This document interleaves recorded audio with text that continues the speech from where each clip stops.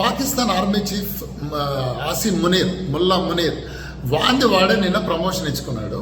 అదేంది ప్రమోషన్ వాడి ఇచ్చుకోవడం ఏంది, గవర్నమెంట్కి అది ఇవ్వాలనుకోవచ్చు మీరు. ఇది అర్థం కావాలంటే పాకిస్తాన్ ఎలా వర్క్ అవుతుందో తెలుసుకోవాలి. పాకిస్తాన్ని ప్రభుత్వం నడుపుతుంది, ఆర్మీ నడుపుతుంది. ఆర్మీ మీద ఆధిపత్యం ఎవరైనా ఉన్నదంటే ఈ రిలీజియస్ ఎక్స్ట్రీమిజం ఇన్స్టిట్యూట్లు, ఈ మదర్సా చాప్గాళ్ళు ముల్లగాళ్ళు ఎవరున్నారో వీళ్ళు నడుపుతారు వాళ్ళని.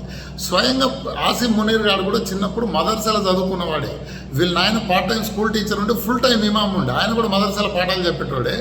సో ఇలాంటి వ్యక్తులు దేశాన్ని కంట్రోల్ చేస్తున్నారు కాబట్టి పాకిస్తాన్లో తగలాడింది. ఇక సాధారణ జనం అంటారా, సాధారణ జనము 30,000 పైచీలకు మదర్సాలు ఉన్నాయి, 1 కోటి పైన మదర్సాలు చదువుకునే వాళ్ళే.